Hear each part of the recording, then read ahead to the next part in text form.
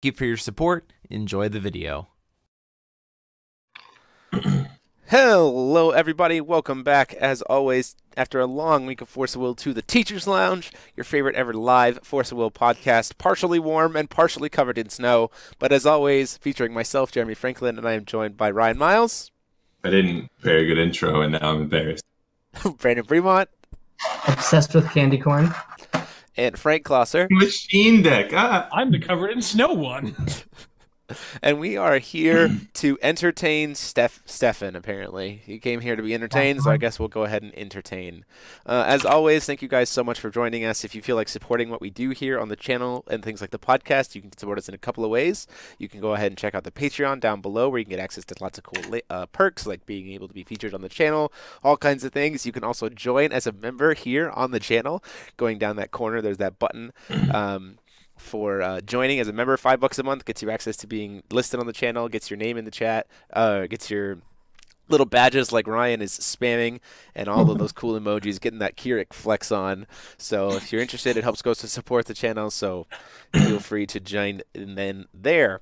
But tonight we are talking about this idea specifically of testing. It's this time of testing where you've been working on a deck for a bit. You've put it through its paces a little bit. You're not quite sure where to go from here. Do you keep moving forward with it, or is it time to jump onto something else?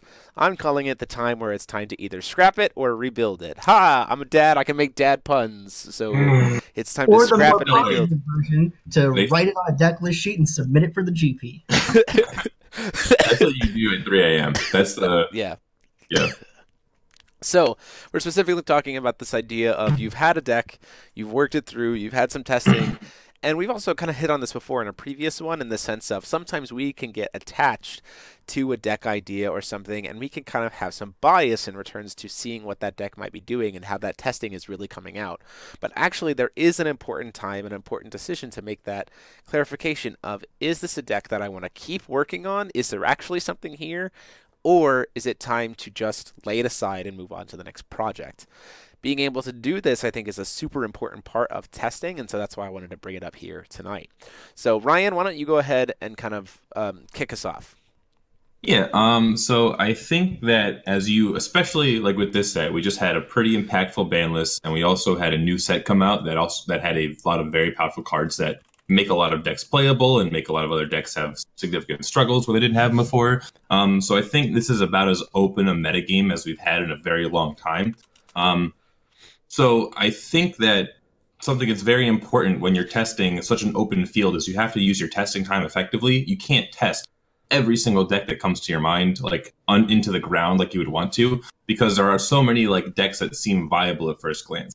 And I think one of the key things that you need to be looking for when you're taking this wide open format and starting on like what actually you should be playing is you need to like put a couple games into like everything just to kind of see what's powerful, and then keep an eye on like the forums and stuff, but also in your own testing and say, okay, what is really shaping up to not only be the most powerful deck, but also be the most perceived most powerful deck. And in this case, like I think it's safe to say that Brunhilde is coming out as a very clear contender for the front runner, because of the fact that non-green decks are now finally playable. People really want to play non-green decks.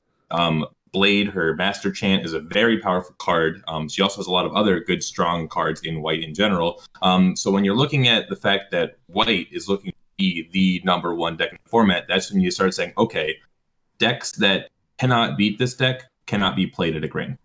Because that's where, like, okay, you can test, your non-Keurig aggressive deck. You can test your Chamimi, and you can test it to the frickin' moon against IU and against Keurig and against Sheens and against Lucifer, and you can have 70% win rates across the board, but you can't beat Brunhilde at all.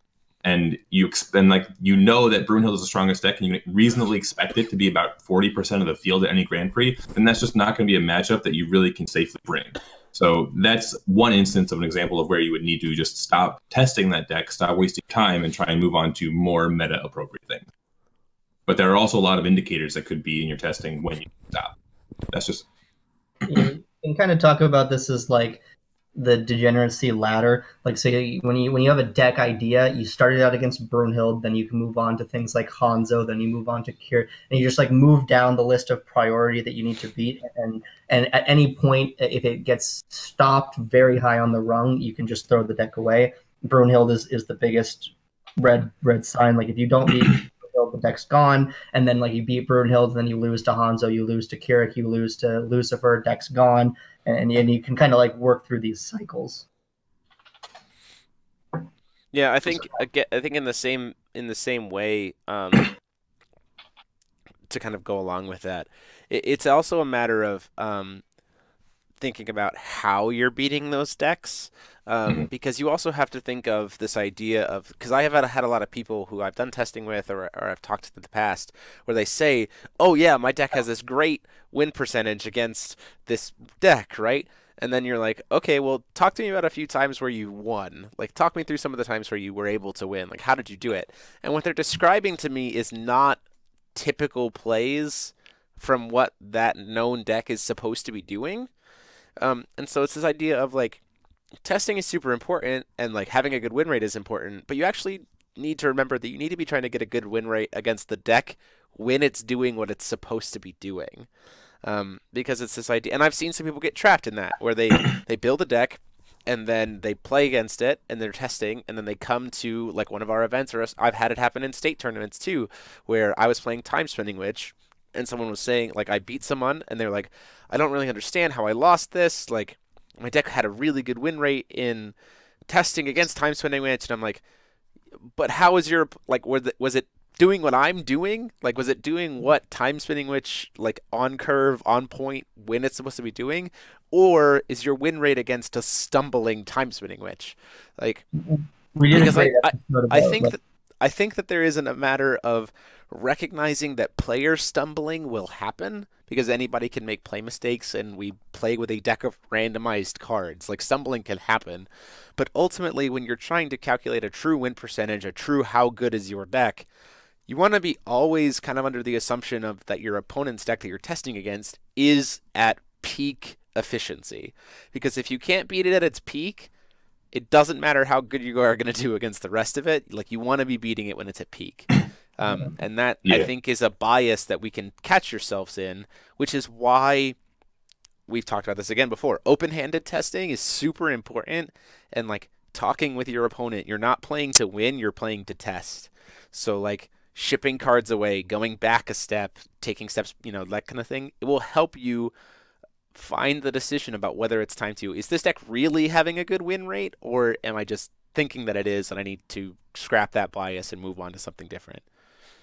Yeah, on that note, like, theoretically, every deck has at least a 20% win rate against IU, because sometimes they just don't see a white stone until turn 4. And, like, almost any deck can beat IU if they just go Time Stone, Shoal Coral as, like, their first 3 stones. But that's not worth a data worth putting in the pool. Like, okay, yes, you can beat IU if they open poorly, but, like, does your deck have any equity when they actually do IU things and resuscitating will OTK you? Like, do you have an answer for that? Like, does your top-end game plan beat their top-end game?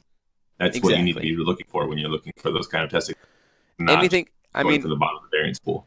I mean, you could even liken it to Magic, right? So, like, any deck can beat any deck can beat any deck if your opponent doesn't draw lands. Like, but that doesn't mean that it's like actual testing viability. Like, you need to be assuming that they're always going to have what they need. It's funny is that's actually like a real thing in Magic, but in this game we don't have as much of that problem, although it exists a little bit. Right, but it's still something to like keep in mind when you're actually doing testing. Like, is that a valid testing experience when your opponent's deck doesn't do anything? Like, sure, you beat them, but you actually weren't really beating them. You were just taking advantage of the fact that they stumbled. And that just shows that your deck is good at taking advantage of stumbles. That doesn't actually tell you that your deck is good in that matchup. Right, of course. Another important part of this is, even if like you're just trying to see if the thing that you're attached to can beat a hypothetical the deck, make sure you're still keeping up on what the deck is doing, because it's also being tested and changed by a bunch of people. And this is how you run into traps like, you know, this deck wins, you know, an easy one was like, there was like, back when we had the Sherry meta, there were lots of decks that would just, they were like, oh yeah, this can beat her, until they ran into a list that just wasn't the one they were testing against. And they're like, oh, they had added this card, and suddenly like my win rate went, and you realize that like you were just testing against a bad version. Like, keep up to date, because beating the bad version of their deck is never going to be good enough. We talked about this a little bit in our like discussion about good playtesting, but like I once had a local that was saying like, oh, my deck has a great win rate against Witch. And then like we were talking about the Witch matchup, and I was like, okay, well, I'll play Witch against you. I play Witch, I play my turn 1 Idol. They play their thing. I go to my turn, I crack my Idol, and he was like, oh, I didn't know you could use Witch mana to pay for Idol. And I was like, okay, well, you don't really know whether or not your deck beats Witch then. Like you got to make sure both of you know what the deck is doing, right? Or like you're getting good playtesting here. Yeah, I don't know how many times, like, in all the teams that I've been on, where we've been, like, testing a deck, testing decks, and then we're like, okay, this is the best deck, unless this deck plays this card. But we don't think anyone's going to do that. If they do, we're hosts. Like, there's nothing we can do about it. Just can't beat it. But we've been play testing for so long that we just think it's not going to happen. And most of the time it doesn't happen. One, like, critical thing here that I would use an example is when we brought Lumia Command to GP Atlanta. And we're like, you know what? We kind of get hosed by Trueblade. But who's going to play Trueblade? Like, no one thinks that Lumia is a deck because you can't cast Thayer's Command in an Other World Dreams meta. Sure enough, we roll up in the GP Atlanta. We're like, hey, Alex, we're playing Thayer's Command. He's like, you can't cast a 7-mana card in format with Other World Dreams Severing Winds. And I'm like, okay, Alex, 2-0'd him on stream, no worries, because he was only playing 2 Trueblade, so it wasn't a problem. The rest of the format, Thayer deck was backing 4 Trueblade, Lumia topped like 1 more event and got like top 8, that was it. But for that event, we were just like that next level of, okay, yeah, we lose, but only if this card is like realized to be what it was. Like picked up your deck and looked at it and said something like, this deck can't beat Trueblade, right? And you're like, yeah, that's correct. And I was like, all right. Sometimes, like, you have to know how, like, down the rabbit hole you are and, like, where the rest of the community is, but to, like, really know, like, if Trueblade was, like, a 4-of, then, like, we scrapped that deck from day one, because, like, that's just, we can't beat it. We just cannot beat it, but it was still, like, under the radar enough that we could come out with it. So I think, like, going into this event, it's really important to know what things are under the radar and what things are just going to clap you. For example, Blade, the 1-mana removal spell, is going to clap you if you're trying to play 3 drops on curve, because like 1-mana removal for 3-mana cards, like this is very difficult to do if you're trying to play like a tempo deck. I think Jeanne d'Arc was very, very hyped, but like a lot of the Jeanne d'Arc decks are now struggling to deal with Brunhilde because of the fact that it's got a board wipe removal, it's got single target RFG removal to deal with Jeanne.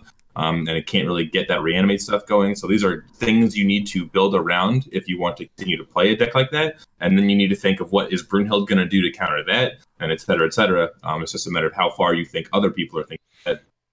Yeah, for sure. Another important part too, like knowing like when you should stop with a deck you're testing with, because like, and sort of this is where it comes to realizing that your deck isn't good enough, is that sometimes a deck just isn't good enough yet. An easy example of this I would give was last season, Lucifer decks. I ran into quite a these over the course of the season, and they always did something that was very like powerful, and they consistently executed their game plan, which was early on were cheap discard to take care of your big plays they can't really answer, followed up by like just very like catch-all removal to catch whatever you did while they were like nuking your big top end from your hand, and then both players are top decking. And then what happened every single time was Lucifer goes, I've got an 8/8. Dang it, that's another discard spell. And the other person was like, well, I top decked my big thing. Do you want to die now? And realizing that like this deck is doing something powerful, this deck is doing something consistent, but it's missing a piece to let it win. And so like there's that point where like lots of people like kept playing him, but it's important to realize that like, and it's fine if you just like he's your favorite and you want to play him logos, but if you're trying to like continue improving that deck, there's a point where you have to realize, oh, this is simply something this deck is missing at the moment, and like either I need to find that hidden piece to finish it, or I need to accept that it has to wait until something is printed to finish it. Yeah, you still have to actually be able to win the game, and this is a key thing to recognize. Discarding cards is not winning the game. Can any of you think of a deck that was in that position for a while and then finally got its piece to win? Because I know we've had lots of those where like, oh, easy example was actually this is the way back playback, Alice's World. Alice's World first came out during like the Baja Blast days. Yeah. And like I saw the list floating around, and it was like, well, it does this cool thing. It can take a bunch of extra turns. It plays a ton of dudes, establishes this big wide board, and then goes, I hope I have enough turns to kill you. Mm-hmm. Yeah, like like Gwyber. Then I got Gwyber, and all of a sudden it's like, oh, hold on, now we can do that, but it's also consistently got a threat early on to make your opponent go, well, those are a bunch of cute 0-2s and 2-4s, but I'm going to do my own thing and win. And all the like. That deck would like, I mean, that one was a shorter turnaround. It waited a single season before it like got its piece to finish. But like, there are lots of decks that have had that story, and so it's important to know when you've hit that point, because this means that your deck is probably complete, or as complete as like close enough to complete that you're not going to make major gains in the current season, and also keep it in mind for later in case they print the missing piece. Can we also absolutely. talk about what exactly missing piece means? Because I think some people might think that's a little bit vague. We're not talking about like a piece, like a combo piece, like when you're talking about like a Fraley combo needs a big guy with an ender trigger. We're talking about a piece to beat the best deck in the format. So like when you're talking about like, oh, machines could be really good if it had a way to beat Keurig and AU. Well, the piece is a blue way to beat Keurig and AU. It's not like a missing machine or anything like that. So that's kind of what Frank is referring to there. Yeah. And what that thing is very different from deck to deck. Like, if he does have what it's in him to make the comeback, what might be the thing that Lucifer was missing was his new Master Rune, where it's a kill spell, so it can continue executing his A plan, but then coincidentally you get to keep a threat. So all of a sudden, while you're executing that plan, you didn't basically, by adding this, you didn't dilute your deck and suddenly get worse at discard plus control the board, but you suddenly coincidentally have an extra threat on the field that can be important, and that can change the tempo of the deck a lot. And what was missing was a combo piece or anything like that. It's not like all of a sudden Lucifer has just a combo to go out of control. It's just it needed something to fill that gap, and figuring out the shape of that gap can be pretty difficult. Yeah, I would argue that for some forms of Lucifer decks, Astema actually does a pretty good job in helping to kind of fill a part of that gap, in the sense that, like Frank is talking about, when both players are in top deck mode, Lucifer didn't have anything to be like, aha, I'm ahead. You know what I mean? It was just kind of like, here I hope. But like Astema is actually fills that gap pretty nicely. One, because she's an early game flyer. Two, because she provides very, very easy draw. She can draw, if I remember correctly, her pay life is both players' turns, right? You can pay life on just on your turn only. All of her abilities are her turn, yeah. Just on your turn. But still, like, even that idea of I'm drawing 2 cards per turn when you're drawing 0, or when you're drawing 1, is again helping, it's that filling that gap in a sense of Lucifer now gets to be ahead of you when we're both top decking. So then it's even more dominant pressure. So based on the style of Lucifer deck. With invasion, pretty nice. Yeah. So there's some interest, like that was, and I argue that I would say that, interestingly enough, in talking about this topic, Strangers of New Valhalla filled a lot of gaps, weirdly, or like provided a lot of tools to fill gaps, which I think is why I'm super excited to go stream Vegas, because I really want to see what people like came up with after all these cards. It also filled some in some weird ways. Yeah, they did. Like, the weirdest one to me is they gave multiple cards that I just keep looking at them and going, you printed this to give Lich more, like, payoffs, right? And then I look at the cost and it's like, well, that's red. The hell is doing over?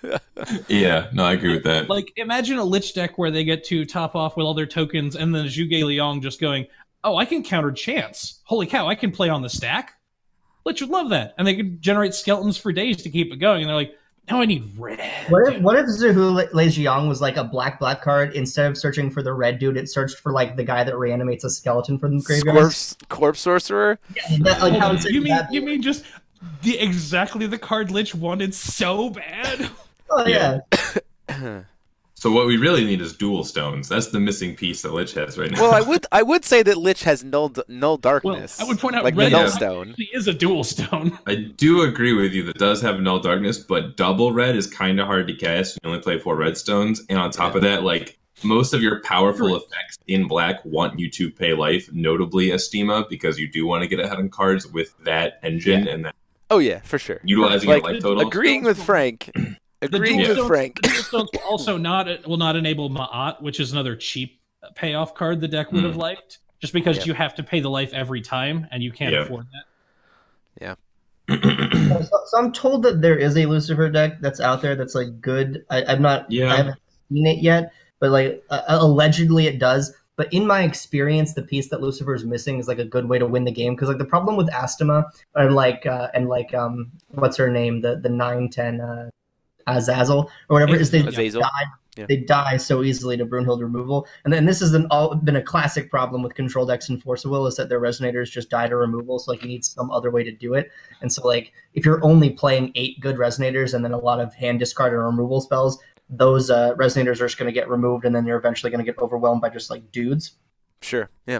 So Soul Prison filled that nicely, but I think what Black really wants is like a Spirit Dragon or whatever it's called, Misty Dragon Spirit. like some way to like win the game more consistently. That's always been my problem with Lucifer. It's just like connecting damage. But Yeah. maybe it's we'll got, get like, that. options. Like I think Athenia is a pretty good card when you like run your opponent resources and they're like, ha, here's my bomb. And you're like, ha, here's Athenia, banish it, and they're like, damn it, now I have a 12/10. Like it's definitely powerful. It's powerful and expensive, but it's also, I mean, it's a merciless executioner. It's a card that's really good when you're at parity or ahead. So it's a good card when you're executing your game plan, but if you ever fall behind, it gets just immediately starts tanking in value. Yeah, and like Yeah, like, what there are happens when you play your Astema and I banish Bathor? Like, how silly do you feel? I feel like a goober, definitely. But I mean, I think like, you've that's got not Jet Black Wings. Life though. You've got Jet Black Wings, you've got Black Rosario. Like you have decent pools to keep yourself and I at have, above like, parity. I have So Brunhilde aside, again, Brunhilde being kind of the boogeyman, right? Like Brunhilde aside, like Lucifer. Aside. Like, what I'm talking about is there is no Brunhilde aside. Yeah. The point. Yeah.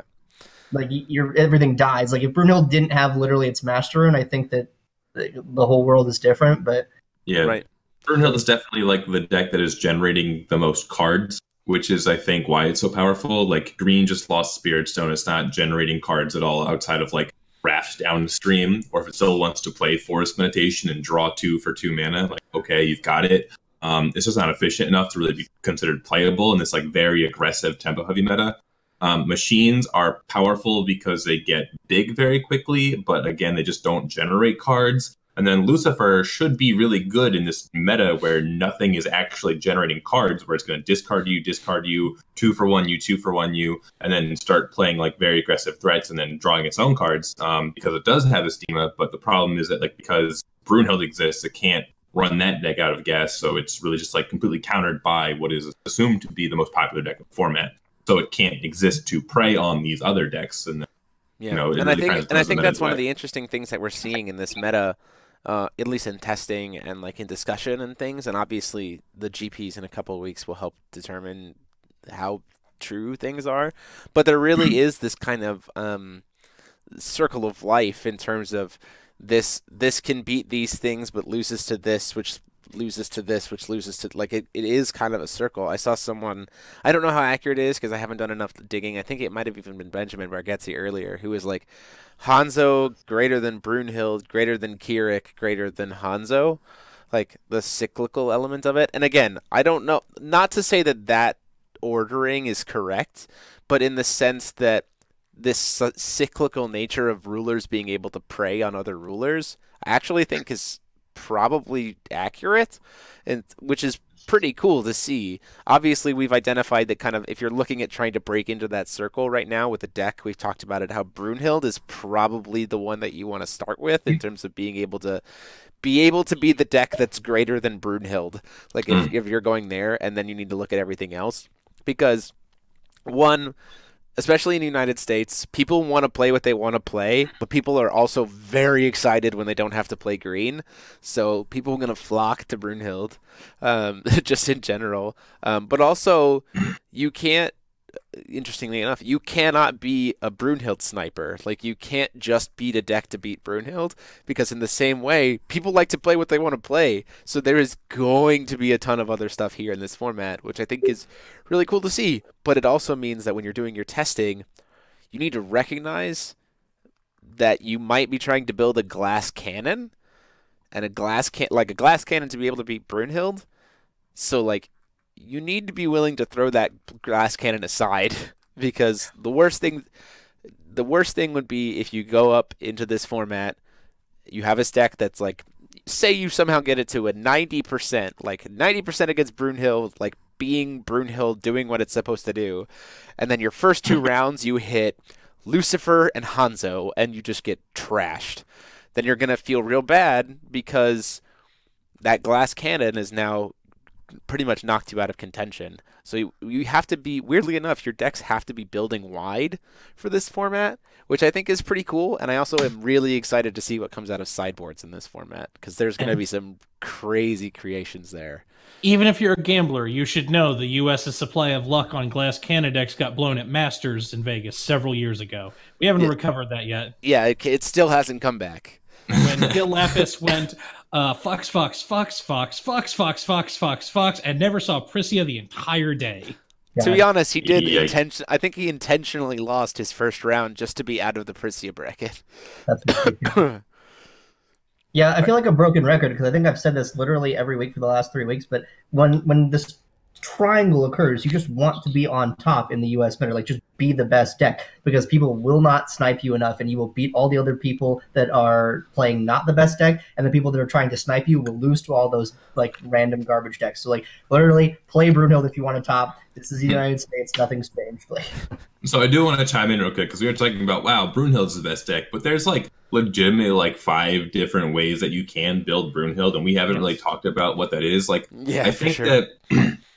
So when we say Brunhilde, we're talking about like there's a core that pretty much goes in every single Brunhilde deck, and pretty much all you need to care about is Odin's Judgment as the Master Rune, and then 4 copies of Blade of Faith. Like that is going to be in every single Brunhilde deck, whether it's mono-white control, whether it's black-white control, whether it's black-white aggressive, whether it's like white ramp mid-range, like any of those variants that you're looking at are going to play that package. So if you're trying to be a mid-range deck that is either going to get wiped by the fact that they can just always board clear whenever they need to, always hit that reset button, or they can just single target remove your cards, like that's the issues that you need to be playing around.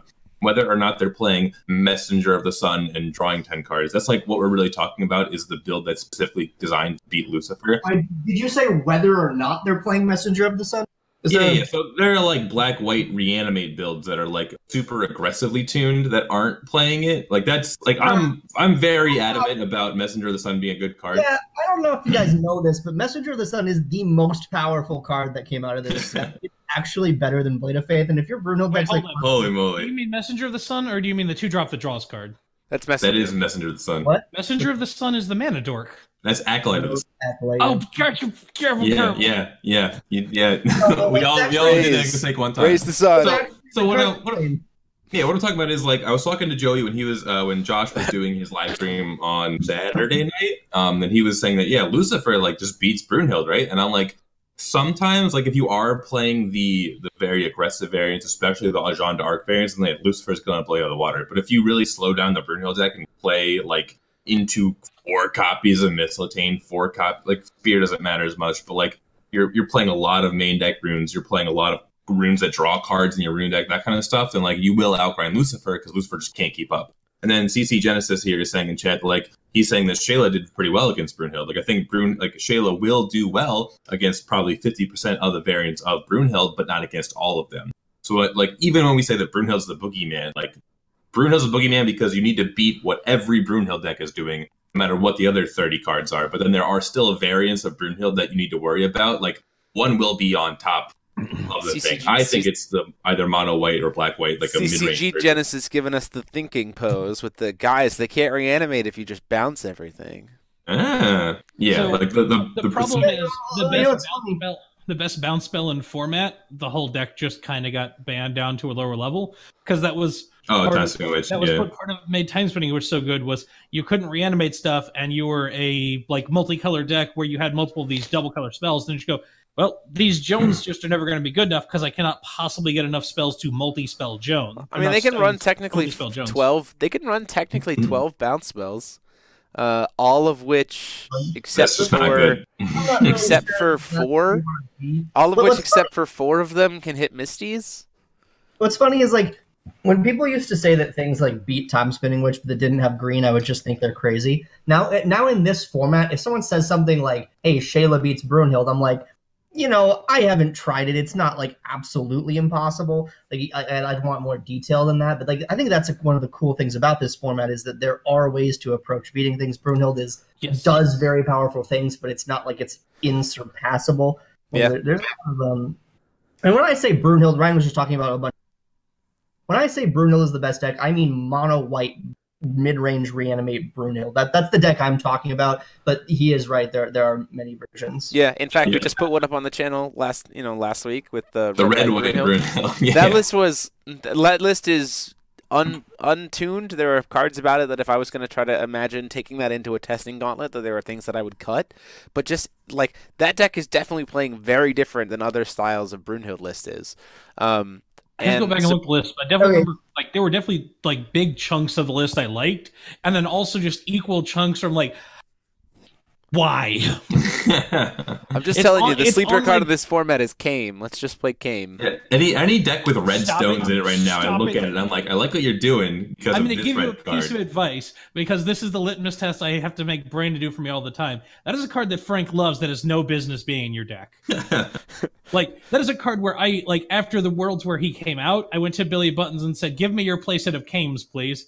And I don't regret the decision because I love the card, but I have not used those world stamped Kames. Yeah. I've used them several times, and it's always fun when I cast him. What are you stealing with Kame out of curiosity? Just like Messenger, just kill the Messenger. Oh, so you're also playing a rune deck, or no? You're just stealing it from them, so they can't reanimate. Okay. No, it's even better when you do. I played a game. I played a game where I had a messenger on the field of my own, and so but no additions for him to like pop. So I was like, play Kame, steal your messenger, cast Sandstorm with my Magician of Molding on field, 4 damage to your board, draw 2 cards, swing in, sack your messenger, swing in, and it felt very good. Is that competitive? Nope. Did it feel insanely good? Yes. Like today, Jeremy learns that using Messenger to draw cards feels good without playing Messenger in his deck. Oh. I was playing Messenger in my deck too. Thank you very much. Okay. It's red white Brunhilde. Of course, I'm playing Messengers in my deck. So one more thing I do want to talk about is it's like something that I have personally cut out of my testing pool. Like I'm still playing against it, but I'm not playing it. I'm 85% sure that I am not going to play a 2-color deck in the GP. Machines? So yeah, no, I'm not interested in playing a 2-color deck because like it's the same thing with Ayu, right? Like when you play against Ayu, you have like a 20% chance that you just win on the spot because their first 4 stones are all blue stones. They can't resuscitate and will you, and you're good to go. And they also like just don't draw enough souls to OTK you anyway. Like that can happen, but like the odds that will happen against specifically you are not very high. They are that like sub 20, sub 15%. But if you are the IU player going into an event, and that chance happens every single round that you play. So if I'm playing IU, there's a 10% chance that I just lose on the spot 2-0 every single one of my 7 rounds or whatever. And it's like I'm guaranteed to lose, or almost guaranteed to just hard lose one of my rounds due to variance because I will not be able to play the game. Anytime you bring a 2-color deck without dual stones in this format, there is an X% chance, I'm not doing the math right now, that you will just lose the game because you're playing Hanzo machines with your blue-green stones, and you just go stone, green stone, green stone, green stone, and your hand is just like Guinevere, Lancelot, like Lowly Spirit Bug, just cards that you cannot play, or not enough cards that you can play. And even though there are circumstances where like, okay, eventually you'll hit a blue stone like turn 3, or you'll hit your other color stone on turn 3, like the fact that your first 2 stones that you hit don't tap for the color that your hand is loaded up on, like there's just that chance that that happens and you don't get to play the game. Like you're just taking, like by playing a 2-color deck, you're just kind of playing Magic the Gathering, and you can still win a Magic the Gathering tournament with Magic the Gathering deck. Like it doesn't always happen to get completely stone fucked. But that's just not a chance that I'm willing to take. I just kind of prefer to have my fate in my own hands. And I think there are powerful enough decks in single colors that I'm not trying to take that chance. And I think other people are going to, and they're going to succeed with it and do well. But like, you're not going to see the other side of the story where like there was a topping list that just didn't even make top 16 because they just got stone fucked the 2 rounds and went X2 and couldn't top.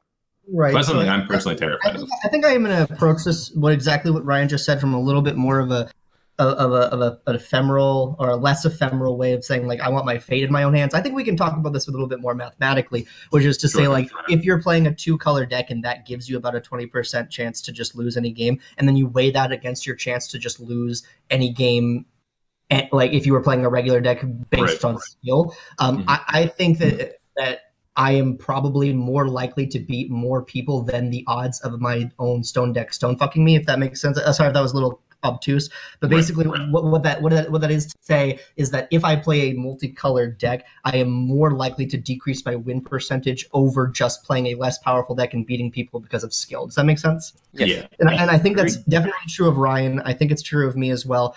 But if you're listening to this and you think, like, I don't actually think I'm that good at Force Will, I need to be playing a deck that has more raw potential power, play a 3-color deck with 3 different stones. And don't do that. No, nobody's that bad at Force Will. Hold on. Sometimes you will randomly hit perfect stones and then just have a way more powerful deck than everyone else because you just have 3 colors worth of cards in your deck. So there you go. Just increase variance, increase power. That's the advice. So that's how Europeans win tournaments with IU. So I mean, what can we? So I'm going to call this. All Europeans have this collective handshake with each other. Like, we're all going to play 2-color decks so it balances out, and then they play the most absurd stone bases in the. Yeah. So I'm going to call this portion of the conversation done. I'm going to hit a few questions first, and then we don't have a game set up, but we talked about this before. We are going to ask you, the chat, to decide on a ruler, and I think that we should let's have each of the 4 of us pick a ruler, and then, like, while we're answering questions, the chat can spam who they want to see us build. So New Frontiers, right? New Frontiers. We're going to build a deck, and then I will build it for the channel. And I will run the list on the channel for a future feature match. So we're gonna build, the 4 of us together are gonna build the deck. So let's just pick a ruler that's currently New Frontiers viable. Frank, pick one. Well, hold on. Define viable. Like, I could play it on a feature match in my videos. You have played Arcana of War on your feature match, right? Every ruler is viable. Yeah, I have played Arcana of War on a feature match. So let's talk about this. Let's talk about, like, this current format, like something to play in this current format. So the 4 of us are putting out the chat options, and the chat. Correct. So the 4 of us are each going to pick a ruler. The chat's going to spam us. I don't think we have to worry about a drop wall. Okay. So Frank, pick a ruler. Just say Rhea. We already know you're going to say it. Come on. Yeah. I mean, I like the idea, but I was actually going to say the Dust Girl / Scarlet. Okay, Dust Girl / Scarlet. I'll pick Lich. Okay. Viable. It has to be viable, and you pick Lich. Why would I play any rule that doesn't have a Master Chant? I mean, any Divinity rule. We're just building a deck for this format. It doesn't necessarily just let it go. I'm gonna, like, actually be helpful to our viewers and say Hanzo. If you want Hanzo? To okay. Deck. So we've got Dust Girl, Lich, Hanzo, Ryan. You're a 4th. I'm gonna say. Don't say what? Don't say Ayu. No. I'm gonna say Shayla. Okay, Shayla. So we got Dust Girl, Lich, Shayla, Hanzo. So those are your 4 options, chat. So start spamming in the chat while I answer these few questions, and then we'll see what we're going to build together. So I have a few questions that we had. Someone was talking about a Brunhilde take on fairy tales, which I think could be interesting, specifically because of the new white rune. There's some interesting implications that come with that deck. Fairy tales. Oh, you guys want to hear a fun story about fairy tales? Hanzo and a turn 4 OTK. Oh no, they saw it on stream against me. It was fun. Oh, it happened? Oh, that's great. All right, with Lars, the Wanderer combo? No, it's the New Frontiers combo. Gross. What is it? Someone told me about this today. It's you do the Tell of Fairy Tale into specifically Grimia. So already you need double white stones on turn 3 into Grimia, right? And then on turn 4, you call it stone. And you go attack with Grimia with one of your white stones. You resuscitating will, and you I don't even know how this combo works because you have to you use resuscitating will to untap the Grimia, and then you use the banish a magic stone to get an aura back from exile, and then you force meditation to get the aura. Grimia automatically removes it from the game itself. It removes it to give itself keywords. Yeah, but I'm thinking you need to cast Resuscitating Will 3 times. So like you do White Stone, Resuscitating Will, White Stone, Resuscitating Will, banish, get it back, play it, like you banish, get it back, play it again, banish, get it back, play it again. Forest Meditation to get back the Resuscitating Will while still in your grave and get back your 2 stones. Forest Meditation, so we're also a Wind Ruler then.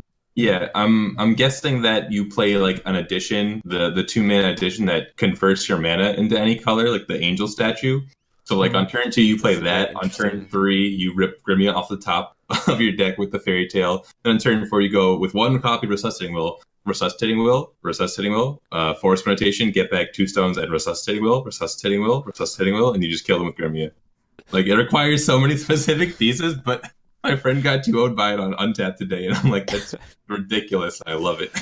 Maybe we do. Ooh, someone's saying, someone pointing out Earthquake Observer is the savior against Brunhilde, which is, yeah. I mean, Charlie DeMille coming in as a card against Brunhilde. Let's go. So if you really think that you're allowed to play a red deck against Brunhilde, props to you. You have noble aspirations. However, the mono white Brunhilde is playing Shang, and that is a Resonator.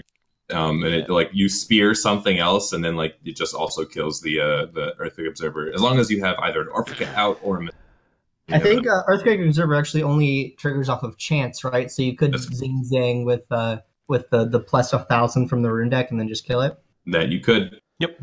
Or the Whispers of no, you can only dispel. Let's see. Right?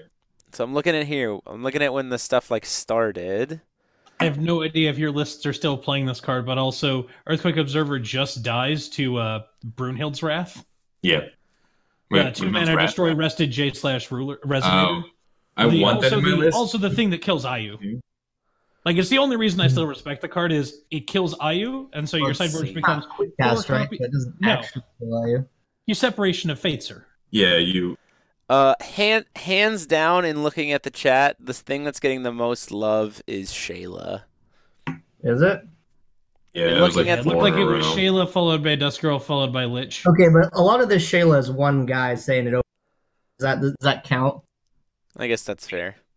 Well, I mean, if that only does, one guy.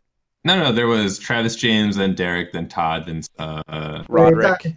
Whatever you guys want to do is fine. Want to do Shayla? Shayla seems fine. Shayla sounds fun. All right. You can pull up my. I'm gonna make it so that we can see Brandon. Okay, we have Brandon's screen. We as a group are going to build a current Shayla list, and then we will play it. We will design it for the channel. Why didn't you just do a straw poll, Stefan? Stop making too much sense. This is a forceful stream. It don't make sense here. Come on. Okay, so first things first. Are we going Thunderstorm, or are we sticking with Rain? Oh no. We're Thunderstorming all day, right? We're not hearing any of that. Okay, no, this is just. I just think it's an important first step because they're two very different decks. Whoa. Okay, no, the first 4 cards that go in this deck are Pathway Part, bar none. I don't know about that. I think this I think that is correct. Brandon, we know you just wanted to talk about machines like all day. But okay, let's go Let's get some Pathway Parts in here. Come on. Pathway Part probably a good spell. All right, can we go to the database and just type in Thunderstorm and then start like perusing our options like we're actually building a deck from scratch instead of going every card? Open a new tab here. Yeah, we can see everything. Yeah, we can see everything on your screen share. We can see your dirty porn tabs. Wow. So even if we don't go full Thunderstorm, I feel like there's like no way we don't run Lightning Waterfowl and or Raiju. Yeah, I just need to know what cards exist. Real quick to adjust. So Nigel Peralta in the chat. Where can I find different deck lists? Welcome to the channel. There's an entire playlist on the channel completely dedicated to Force of Will deck lists. So there you go. That's a good place to get started. So I think the first thing we need to discuss here is: are we aggressive Thunderstorm or are we control Thunderstorm? So I really like. That's part of the reason why I said that Thunderfowl is my first pick, because I'm pretty sure both versions are going to play that. Like the control one still needs to win, and that's a win con that doesn't lose to Miscalc. Yeah, that's definitely fair. I can agree with that. I think Miscalc is the card I'm most scared of as much as it is Brunhilde's Master Rune. So it's like, that's fine. Are we playing? It's like again, like now we're talking about like the layered playing this idiot. Like what are we doing? Like, So how here's another how- question. If we're thinking about potentially being able to try to beat Brunhilde, is Thunderstorm even the way to go, knowing the fact that they're going to have Messenger of the Sun to kill our Lightning Cave?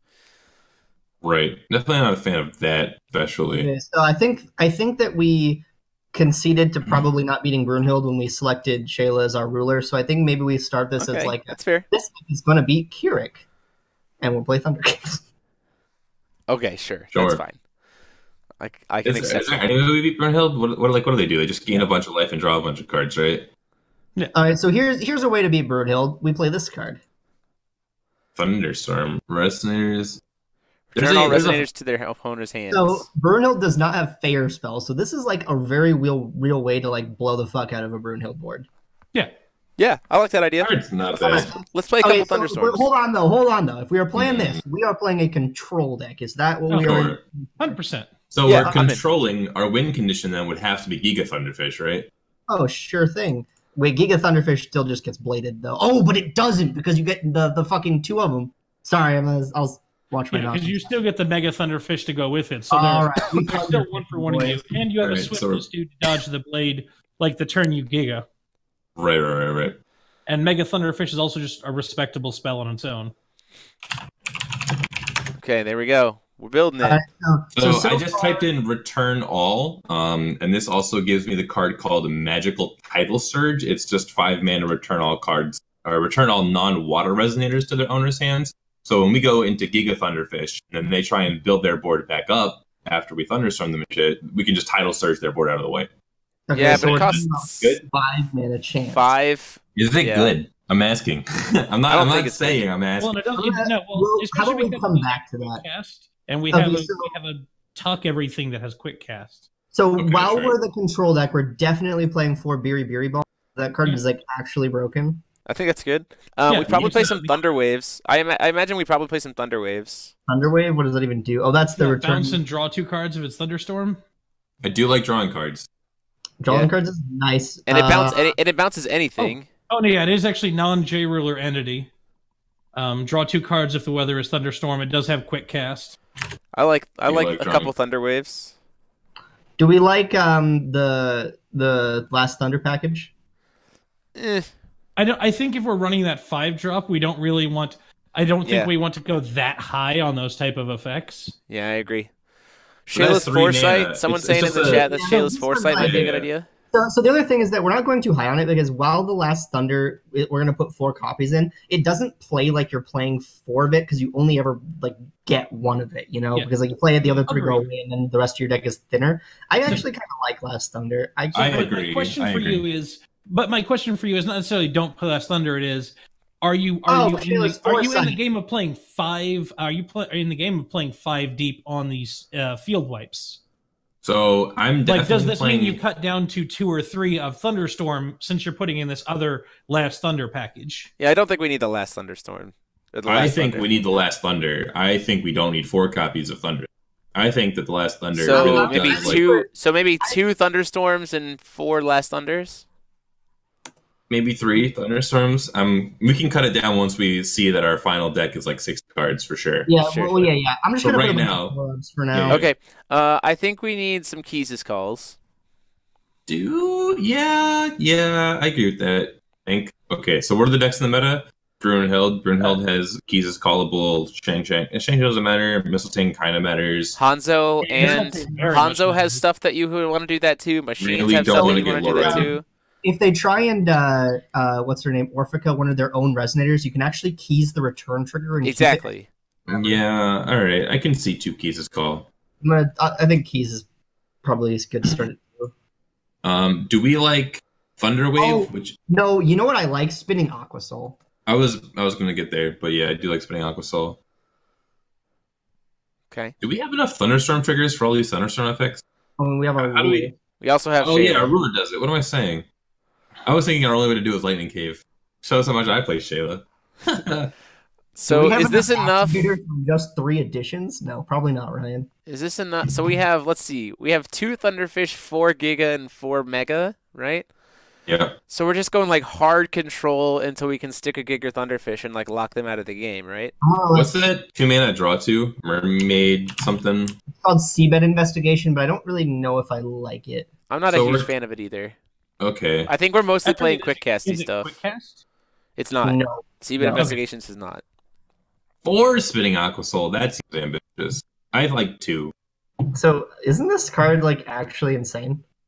Is it? I think in our deck it kind of is. So like, yeah. Hey, we're wait, getting where back are we? our- Where are Thunder Waves? Why are our Thunder Waves not in there? Oh, they are. I wasn't sold on Thunderwave, but if Wait, we isn't want to Thunderwave right of Pathway Part? What No, card is- that's Thunderstorm, Thunder Wave, or Lightning Wave, or whatever. I Oh, don't okay. know. So argument real quick: Thunderwave versus Shayla's Battle. definitely Thunderwave, like Battle just hits Mistletoe, right? Yeah. It also hits big machines. Fuck you. I think we play a couple Thunder Waves. Yeah. No, Thunderwave sounds definitely better. All right. I almost want to play like 3 or even 4 Thunderwaves just because I want to draw more cards. Like I don't know about that. I don't want to draw cards. All right, that's just what I'm about. I don't think this card's great. Like, Is there any life gain in blue? I'm really trying to not like. We're playing pretty reactive here. And we The are other thing kind to of. remember with Thunderwave is that it's like you're either going for a quick cast bounce spell or you're going for bounce and draw 2 at chance speed because you're not reliably getting Thunderstorm in your opponent's turn. Correct. But you can do it on your turn before untap, so you still can do it with floating mana. And that's God. why I'm like, I want to like kind of. And because we're playing so many board wipes, I kind of sometimes want my opponent to establish a board and then just board wipe them. So I don't know. I guess. What other card am I missing? I'm just gonna look at every single blue card in New Frontier. Thunderlord's Breath is an option. It's Dragon's 2 Lord's mana. Breath? Yeah, Dragonlord's Breath. It's 2 mana. Bounce and I draw a card. would play I like Dragon that more than Breath, Thunderwave. more What? than Thunderwave. Yeah, I'd be I can down agree for with that. I'd be down for that. I'm cutting Thunderwave. That only draws 1 card for 2 mana instead of 2 But it's cards. but we It always also get. But we some- always get it. It also sometimes draws a 0 mana put target resident at the bottom of the owner's deck, which is kind of like drawing 2 cards.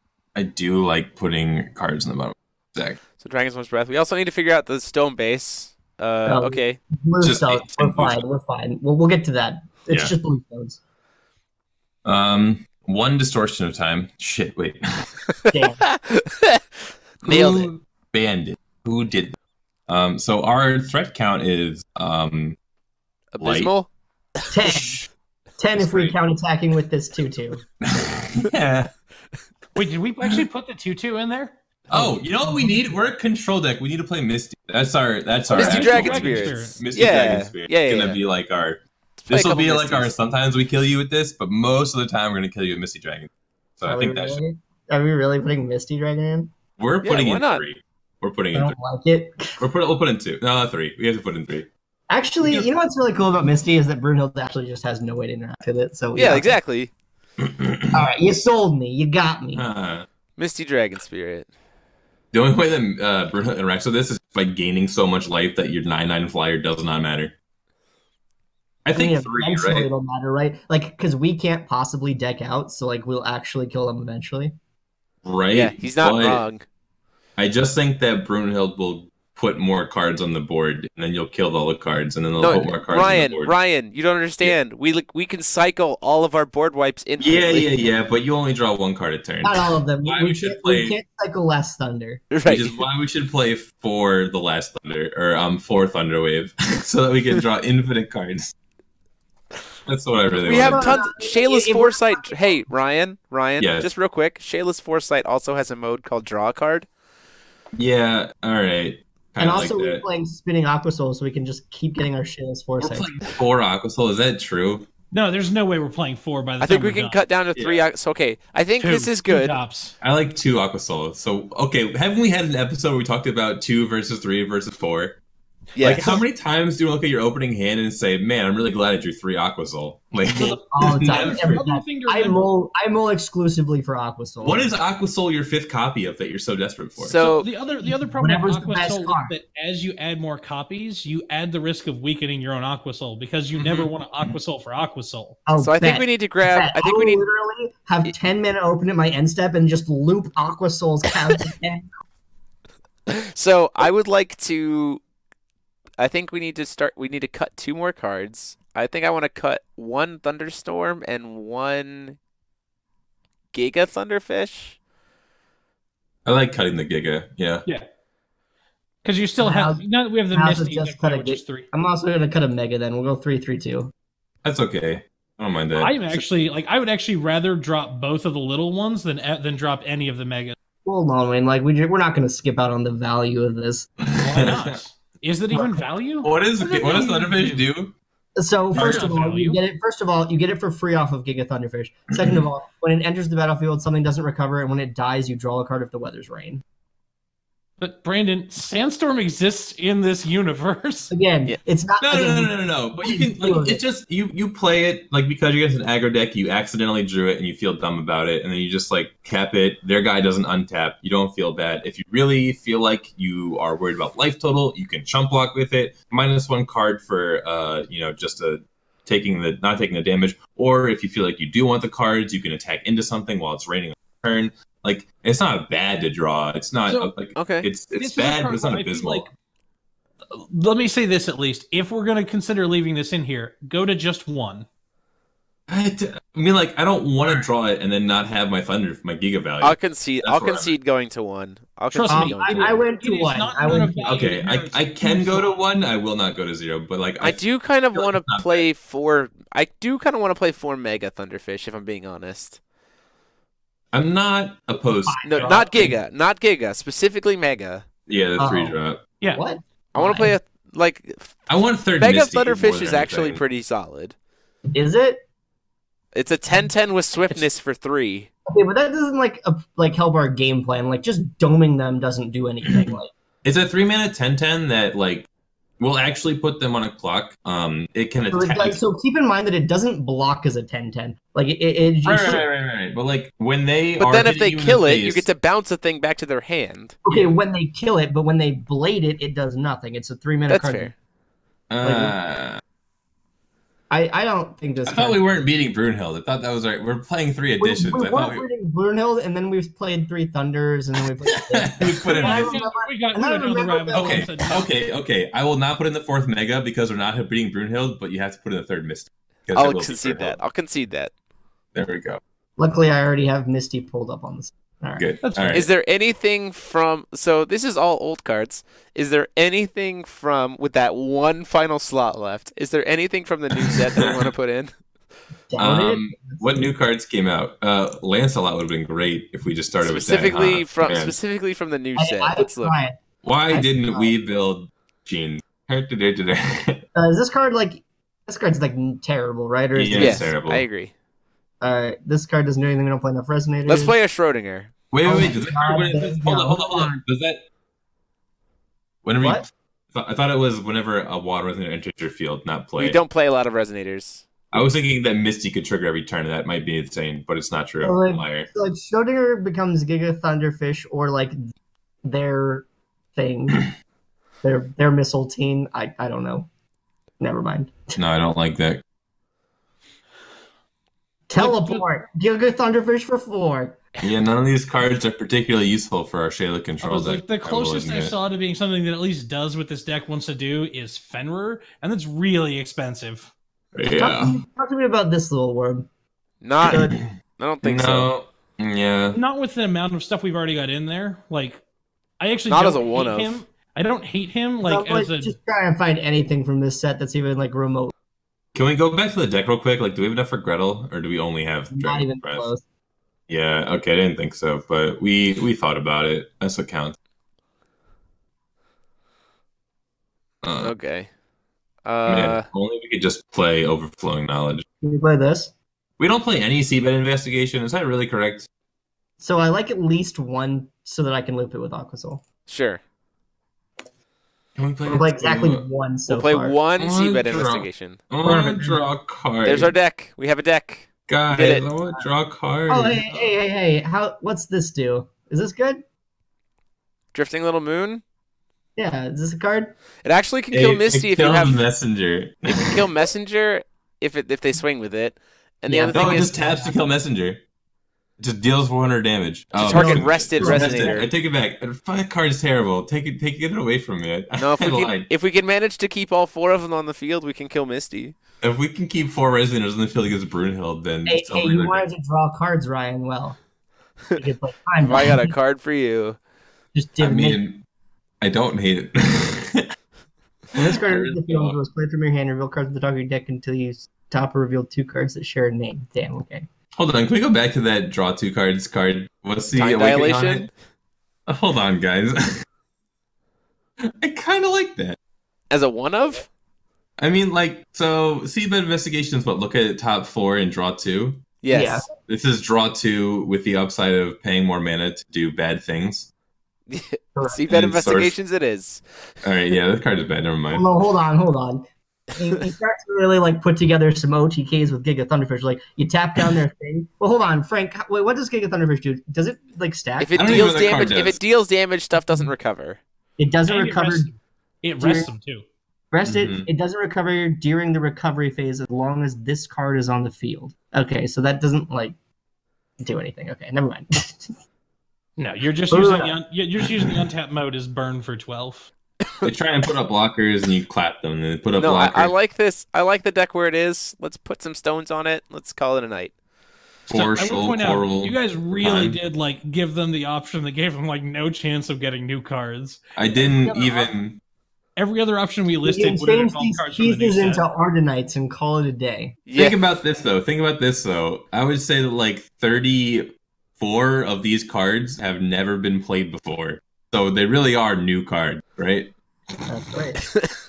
So 4 Magic Stone of Time, 4 Shoal Stone. And then what other bluestone exists? It's like, Dramaturgy. are we playing that? Awakening. Are we Chaos. Oh, Magic Stone of Chaos. We're not doing anything with it, right? Chaos doesn't do anything. Dramaturgy doesn't. We play basic Waterstone to play around Jubei, right? Yeah, obviously. Obviously. Well, that's a deck. I can hear Stephanie Shaw screaming in joy right now at Ryan acknowledging Shayla. Are you like, do you need to set it or something? What? There's don't- no other water magic stones that are in format. Yeah, I don't know why it was. Oh no. Okay, so we're definitely playing Dramaturgy because we're gonna side Shayla's battle, and then we can use it to pump their machines up to 10, so that our Shayla's battles Okay. Well, we're not building a sideboard for this deck, so I can go to bed now, right? That was Yeah. it. The show's done. We already turned off the camera, right? we haven't turned off the camera.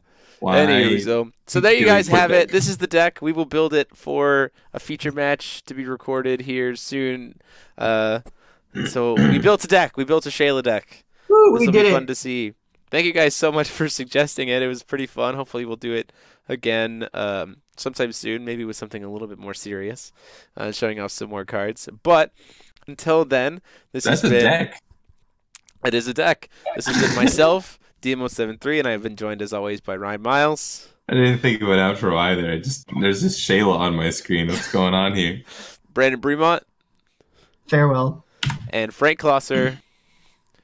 We will see you all next time. So until then, class dismissed.